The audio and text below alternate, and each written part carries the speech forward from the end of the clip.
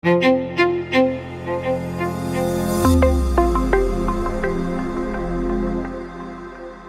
istilah kita sekarang, ada negara berbeda-beda, ada benua yang berbeda-beda, kumpulannya disebut dengan syu'ub.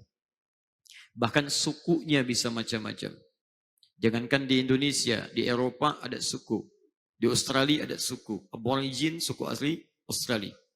Di New Zealand ada suku Maori, ada suku. Ya, kalau digabungkan suku-suku itu dari kabilah jadi qabail. Allah sedang menegaskan di Quran surah ke-49 ayat 13. Ya ayyuhan nasu, hai semua manusia tanpa kecuali. Inna khalaqnakum min dzakarin wa untha. Kami ciptakan kalian adalah laki ada perempuan. Wa ja'alnakum syu'uban wa qabail, dan kami jadikan kalian berkomunitas-komunitas, suku-suku yang berbeda, lita'arafu, untuk saling mengenal satu dengan yang lainnya. Disinilah kisah kita akan dimulai. Jadi kita baru mulai yang ba'da maghrib tadi, muqaddimah. Sampai jam berapa kita? Silahkan ya. Saya 9:30 pulang, Anda sampai jam 1 silakan. Sebentar.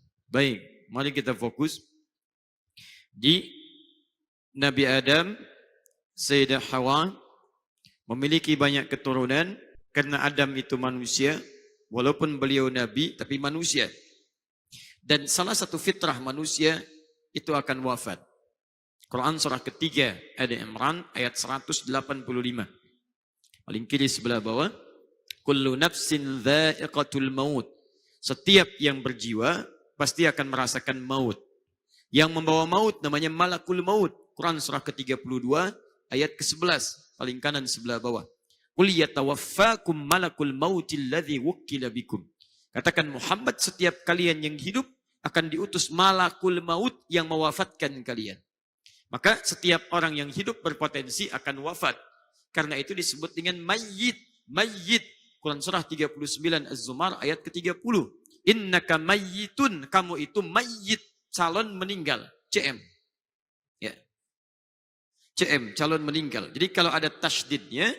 Tasydid mayyit. Itu belum meninggal dunia. Ya, akan meninggal dunia. Mim. Ya. Kemudian tak ada tasydidnya begini. Mayyit. Ini artinya dia belum meninggal, cuman akan meninggal. Baik. Pak Sekda, mayit ya. Oh, iya, sama dengan Ustadz. Mayit, sama. Tapi kalau sudah meninggal, datang maut, maut ini membawa nafas, dicabut oleh maut, tarik jadi bulat. Kalau sudah bulat jadi mayit, nah itu sudah meninggal dunia. Mayit sudah meninggal dunia. Ini wafat.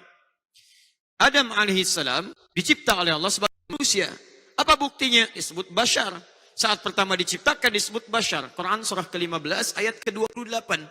Wa idh qala rabbuka lil malaikati inni khaliqun bashara, disebut bashar. Artinya Nabi Adam pun sekalipun nabi karena punya sifat basyariah, sifat kemanusiaan, maka beliau pun wafat. Nabi Adam meninggal dunia, Sayyidah Hawa meninggal dunia, keduanya wafat, maka menyebarlah komunitas keturunannya, membentuk komunitas-komunitas berbeda. Persoalannya, setelah Nabi wafat, manusianya makin banyak, tinggal berbeda-beda, komunitas makin meluas, tempatnya ditemukan yang baru, pengaruh lingkungan bisa membuat dia berubah. Nabi mengatakan, kullu mauludin yuladu alal fitrah. Setiap yang terlahir itu berada pada fitrahnya. Di antara fitrah itu ada dua namanya. Quran surah ke-30, ayat ke-30, paling kanan sebelah atas. Fa'aqim wajhaka lid-dini hanifa. Fitrah pertama adalah cenderung beragama. Maka arahkan dirimu untuk beragama. Din hanifah, cari yang lurus. Fitratallahi allati fataran nasa 'alaiha. Kecenderungan beragama itu, kecenderungan bertuhan, kecenderungan mendekat kepada Allah itu fitrah yang melekat pada diri manusia. Makanya tidak ada orang di muka bumi ini yang sifatnya ateis. Ateis itu enggak ada. Ateis itu tidak ada. Ingat, setiap manusia punya jiwa bertuhan. Ketika seseorang mengatakan ateis, itu sesungguhnya dia sedang mencari Tuhan yang hak yang dia sedang ingin dapatkan. Dia setengah muslim sebetulnya. Ateis itu kan bahasa Arabnya la ilaha, la ilaha. Syahadat kita tinggal tambahkan illallah. La ilaha illallah. Tiada Tuhan selain Allah. Orang ateis baru setengah. La ilaha tinggal illallah. Di ateis itu setengah muslim. Ya, tinggal tambahkan kalimat illallah. Quran surah ke-47 Muhammad ayat ke-19. Fa'lam annahu la ilaha illallah. Jelas? Tayyib, kembalikan. Fitrah yang kedua, ini adalah memiliki fitrah unusah. Asalnya dari kata ins. Quran surah ke-51 ayat 56, paling kanan sebelah atas. Wa ma khalaqtul jinna wal ins. Ins dari kata al-unusah, artinya sifat yang cenderung lembut, baik, ramah, terbuka. Lawannya jin. Jadi kalau ins itu nampak terbuka, jin tersembunyi. Kenapa jin disebut dengan jin? Karena fitrahnya jin itu tersembunyi. Karena itu sering saya katakan, kalau ada jin melakukan penampakan, itu jin sedang keluar dari fitrah. Itu jin gak ada kerjaan. Gak ada kerjaan. Dan yang lebih gak ada kerjaan, kalau ada manusia mencari-cari penampakan jin. Itu orang kacau itu. Ustaz, tapi kan dia berjubah. Gak peduli. Mau jubahnya selebar Batman, tetap. Orang bermasalah. Baik, lihat. Jin disebut jin tersembunyi, manusia nampak. Ketika manusia lahir, nampak wajahnya. Kelihatan fisiknya. Adakah manusia yang ketika dilahirkan fisiknya tidak ada? Mana bayinya? Tidak ada. Nampak. Makanya fitrah manusia itu kelihatan. Jadi kalau ada manusia dalam hidupnya, tidak mau kelihatan orang lain. Ke kantor, sembunyi-sembunyi. Pulang ke rumah, sembunyi-sembunyi. Masuk masjid, sembunyi-sembunyi. Pada saat itu dia sedang, bukan menjadi jin, sedang keluar dari fitrahnya. Keluar dari fitrahnya. Demi Allah saya katakan, setiap orang yang keluar dari fitrah pasti sedang punya masalah. Di sifat Anda itu unusah, terbuka kelihatan. Kalau Anda sedang sembunyi-sembunyi, pasti Anda sedang punya masalah dalam kehidupan Anda. Dua, lihat, ins itu punya sifat lembut. Jin disebut jin, punya sifat kasar.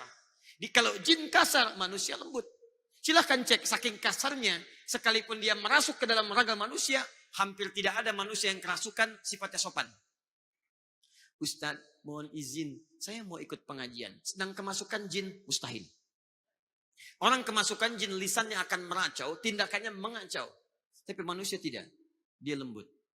Sopan, halus. Pernahkah ada bayi yang baru dilahirkan langsung mencela ibunya? Tidak ada. Kenapa mama melahirkan saya? Saya pengennya bukan kamu. Kenapa kamu yang keluar? Tidak ada. Tidak ada bayi yang mencela ibundanya. Tidak ada yang kasar sifatnya. Bahkan dari bayi manapun, lahir dari perempuan manapun, setiap kita melihat bayi, bukankah ada rasa iba dalam diri kita? Ingin menimangnya, ingin memeluknya, bahkan bulu mandi dicium-cium, silahkan cek. Bayi. Kenapa dia jadi buruk? Fa'abawahu, lingkungan sekitarannya. Tempat dia berpijak. Bisa yang mengajarkan orang tuanya. Orang tua wafat, lingkungan sekolahnya. Tempat dia tinggalnya, pengaruhnya. Demikian Nabi Adam, Sayyidah Hawa wafat. Keturunan menyebar, menemukan lingkungan baru. Berinteraksi, mulailah berubah tipikal-tipikal tadi. Kecenderungan untuk menyembah Allah Subhanahu wa ta'ala tiba-tiba merubah. Menemukan 5 orang saleh. Orang-orang ini wafat. Disebutkan nanti di Quran surah 71 Nuh. Ada Ya'uq, ada Yaghuth, ada Nasr. Wafat mereka semua. Ketika wafat ingin bikin kenang-kenangan. Kayaknya harus ada kenang-kenangan untuk mereka. Buatkan sebuah patung, 1 dari 5 itu keseluruhan dibuat. Supaya kita ketika melihatnya ingat kembali dengan mereka. Begitu dibuat, asalnya hanya untuk hiasan. Lama-kelamaan begitu lewat, seperti ada yang melihat kita ya. Lama-lama semakin ada keberkahan ya. Datanglah kemudian diberikan makanan. Diberikan buah-buahan dan sebagainya. Dari situlah asal-muasal patung menyebar sampai dengan di masa kekinian. Mulai berubah. 2, tindakan mulai berbeda. Dulu tidak mengenal minuman-minuman yang keras, sekarang minum hadir dalam kehidupan. Mabuk sudah merajalela. Maaf, kalau orang sekarang ada yang mabuk, itu dia telat. Telat, dia terlambat betul. Dari zaman dulu sudah ada yang mabuk. Sudah ada, jadi kalau ada yang sekarang mabuk, dia ketinggalan zaman. Ketinggalannya telat banget, ke pagian, ke sorean, ke malaman, wah ke segalanya. Lambat. Dan hebatnya, nanti saya kisahkan nanti saat membahas sunnah nabawiyah. Turun tuntunan Nabi, orang mabuk tobat. Anda kenal Umar bin Khattab? Luar biasa ada yang kenal. Alhamdulillah, Pak Sekda. Di Lombok ada yang kenal Umar bin Khattab. Nah. Ini saya tunjukkan pada Anda ya. Umar bin Khattab itu, radhiyallahu ta'ala anhu, punya kisah luar biasa. Sebelum masuk Islam, hidup di zaman jahiliyah, ahli mabuk. Sebelum masuk Islam. Mabuknya nggak tanggung, 5 kali dalam sehari. Jadi kalau Anda orang mabuk sekarang pengen saingan, Anda nggak akan juara lah. Akan menang. Tapi begitu turun risalah Islam, tuntunan sunnah Nabi, yang mabuk tobat semua. Hilang mabuknya. Orang paling terbelakang, tidak punya peradaban, disebut jahiliyah, tertinggal luar biasa. Dikuasai Romawi, ditaklukkan Persia. Tidak ada perangkat teknologi seperti sekarang. Mabuknya tak terlukiskan, turun tuntunan Nabi, tobat. Orang sekarang, Masya Allah. Silahkan, peradaban banyak muncul. Google ada, Facebook ada, Instagram ada, YouTube ada. Ustaz ceramah bisa live masing-masing. Silahkan cek, tuntunan semua ada. Pengen ikutan mabok, ketinggalan. Dan hebatnya orang dulu disebut paling jahiliyah. Turun sunnah Nabi, berhenti maboknya. Orang sekarang mengaku terlepas dari jahiliyah. Turun tuntunan mabuk, gak mau tobat. Turun tuntunan sunnah Nabi, hilangkan mabuk, gak mau tobat. Anda siapa sebetulnya? Nanti kita akan lihat. Nah, kembali ke masa Nabi Nuh. Nabi Nuh alaihissalam, kemudian di zaman itu, dari zaman Nabi Nuh ke zaman Nabi Adam, kurang lebih ada kisaran 6 generasi, 5-6. Nuh alaihissalam bin Mikhlail bin Matusyala bin Kinan bin Anwas bin Thith bin Adam alaihissalam. Setiap generasi bisa 2000 sampai dengan 3000 tahun pada masa itu. Tayyib, Nabi Nuh saja berdakwah kan 950 tahun. Tayyib, kembalikan ke sini. Di zaman itulah kemudian generasi ke-6 mulai terjadi penyimpangan, diutuslah oleh Allah Subhanahu wa taala, saking sayangnya Allah pada hamba-hambanya. Saya ciptakan bersih. Saya ciptakan orangnya baik, disebut dengan ins. Saya ciptakan lembut. Saya ciptakan soleh. Kenapa saat pulang jadi kasar? Kenapa saat pulang jadi berubah? Maka saking sayangnya Allah, diutuslah Rasul pertama di muka bumi. Untuk mengajak kembali orang-orang yang menyimpang dari tuntunan Allah dan kebaikan hidup, supaya kembali memiliki nilai-nilai kebaikan. Maka diutuslah Rasul, muncullah kemudian di Quran surah ke-71. Inna arsalna Nuha. Kami utus Rasul pertama di muka bumi, namanya Nuh alaihi salam.